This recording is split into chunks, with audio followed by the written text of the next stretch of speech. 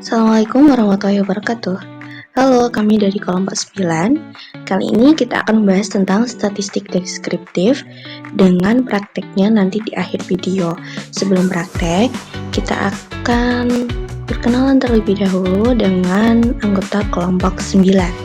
Perkenalkan, kami dari kelompok 9, Erli Alvareta Manda dengan NIM 2062304 dan Radita Sania Putri dengan NIM 206230096. Langsung masuk ke materi, yaitu pengertian statistik deskriptif. Statistik deskriptif adalah metode yang digunakan untuk meringkas dan menyajikan data sehingga informasi yang rumit dapat lebih mudah dipahami. Statistik ini hanya menjelaskan karakteristik data yang ada tanpa membuat kesimpulan umum tentang keseluruhan data. Dengan demikian, statistik deskriptif berfungsi untuk memberikan gambaran awal dari data yang dikumpulkan.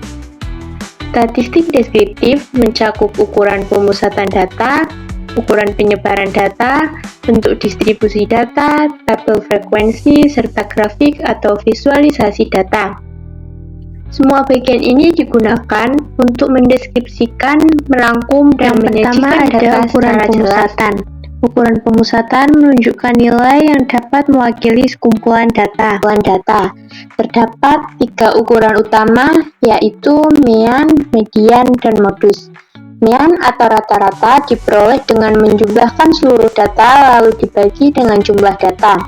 Median adalah nilai yang berada di tengah setelah data diurutkan. Modus adalah nilai yang paling sering muncul dalam kumpulan data. Pemilihan ukuran pemusatan harus menyesuaikan kondisi data, misalnya median lebih tepat. Selanjutnya ada penyebaran data. Selain nilai pemusatan, kita juga perlu mengetahui bagaimana data menyebar. Ukuran penyebaran meliputi rank, varians, dan standar deviasi. Rank adalah selisih antara nilai terbesar dan terkecil. Varians mengukur rata-rata kuadrat jarak data terhadap mean, sedangkan standar deviasi merupakan akar dari varians, sehingga lebih mudah dipahami karena satuannya sama dengan data asli. Ukuran ini penting untuk melihat keragaman dalam data. Distribusi data. Distribusi data menggambarkan bentuk sebaran data. Distribusi normal memiliki bentuk lonceng yang simetris dengan mean, median, dan modus bernilai sama. Jika distribusi miring positif, data menumpuk di sisi kiri dengan ekor panjang ke kanan. Sebaliknya, distribusi miring negatif menunjukkan data menumpuk di sisi kanan dengan ekor panjang ke kiri. Mengetahui bentuk distribusi penting untuk menentukan metode analisis yang sesuai. Tabel frekuensi. Tabel frekuensi ini digunakan untuk menyusun data dalam kelompok interval tertentu sehingga lebih mudah dibaca. Tabel ini dapat memuat frekuensi absolut, relatif, dan kumulatif.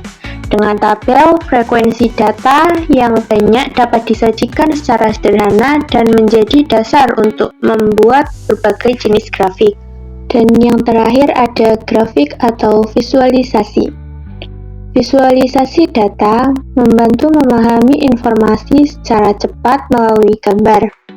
Jenis gambar yang umum digunakan adalah histogram untuk distribusi data numerik, diagram batang untuk perbandingan antar kategori, dan diagram lingkaran untuk proporsi. Selain itu, box plot berguna menampilkan median, kuartil, dan outlier. Sementara scatter plot menampilkan hubungan antara dua variabel. Dua jenis grafik harus sesuai dengan data dan tujuan analisis. Ada langkah dan catatan penting dalam statistik deskriptif. Dalam melakukan statistik deskriptif, terdapat beberapa langkah penting, yaitu mempersiapkan data, menghitung ukuran pemusatan dan penyebaran, menyusun tabel atau grafik, serta melakukan interpretasi hasil. Namun, dalam praktiknya sering terjadi kesalahan seperti salah memilih ukuran pemusatan, penggunaan grafik yang tidak jelas, atau menarik kesimpulan sebab akibat hanya dari korelasi. Oleh karena itu, selain mengikuti tahapan analisis dengan benar, penting juga memperhatikan catatan kesalahan umum agar hasil yang diperoleh tetap akurat dan dapat dipercaya.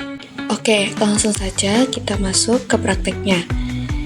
Di sini kita memiliki data dengan jumlah 40 nomor, di mana ada data IPK, SKS lulus, masa studi, dan kehadiran berapa persennya. Kita akan mencari dari 40 data tersebut, yaitu rata-rata, median modus, varian, simpangan baku atau standar deviasi, simpangan rata-rata, jangkauan atau range, kuartil, desil, dan persentilnya. Untuk mencari rata-rata, kita bisa menggunakan rumus sama dengan average. Kita bisa klik 2 kali di sini. Kemudian kita drag dari nomor 1 sampai nomor 40 data yang telah tersedia. Kemudian kita tutup kurung dan enter. Maka akan keluar rata-ratanya. Kemudian kita bisa tarik ke kanan, geser kanan kursornya seperti ini. Maka kita akan mengetahui nilai rata-ratanya tanpa kita harus menghitung satu persatu. Untuk mencari nilai median, kita bisa menggunakan rumus sama dengan median. Kita klik 2 kali di sini. Seperti kita mencari rata-rata, kita drag dari nomor 1 sampai nomor 40 data ini.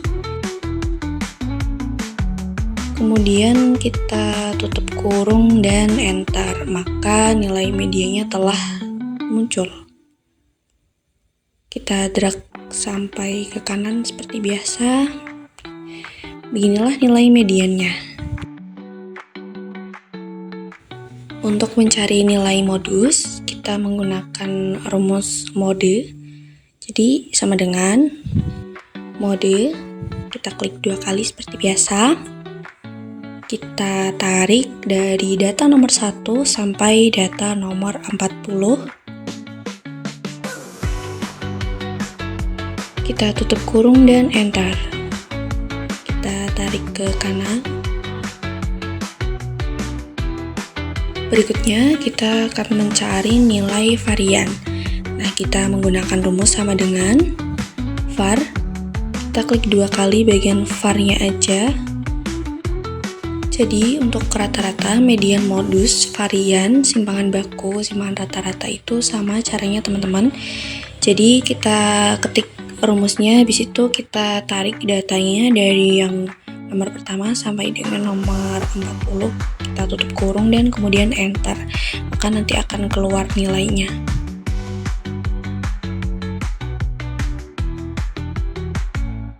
Berikutnya, kita akan mencari simpangan baku atau standar deviasi. Nah, untuk yang ini kita menggunakan rumus sama dengan stdev yang bagian bawah sini, klik 2 kali. Kita tarik dari nomor 1 sampai dengan nomor 40 data yang tersedia. Tutup kurung, enter. Jangan lupa kita tarik kursornya ke kanan untuk mengetahui nilai simpangan baku kolom lainnya. Untuk mencari nilai simpangan rata-rata, kita menggunakan rumus fdev.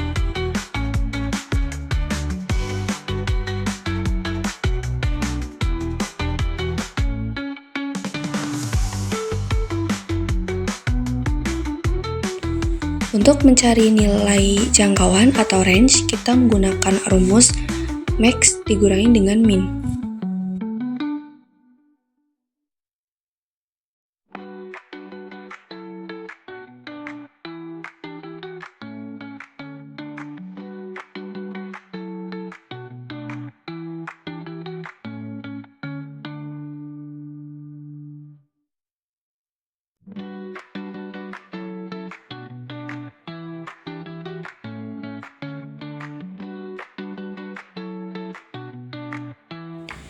Untuk mencari nilai kuartil, kita menggunakan rumus kuartil IXC ini yang di atas, klik 2 kali, kemudian kita drag data dari nomor pertama sampai dengan nomor 40. Kemudian kita kasih titik koma 1. Kita tutup kurung, enter.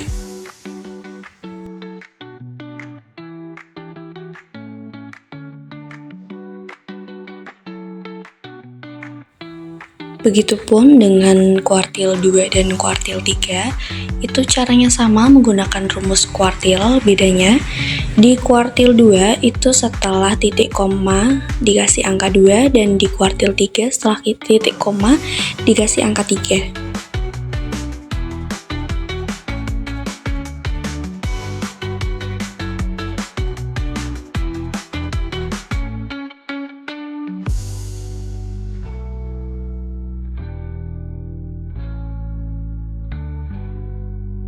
Untuk mencari desil itu agak mirip dengan cara mencari kuartil.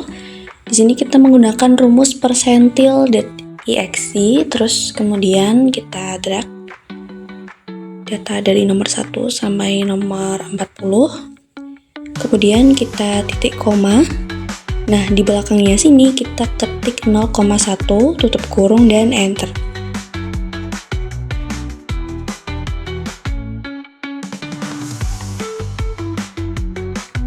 Begitupun dengan desil 2, kita menggunakan 0,2 setelah titik koma.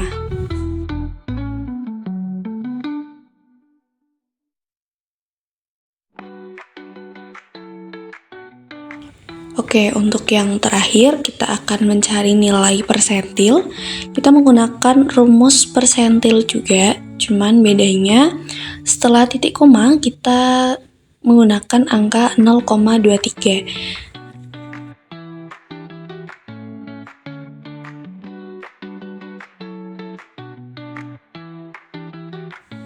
Untuk persentil yang kedua, setelah titik koma kita menggunakan angka 0,95.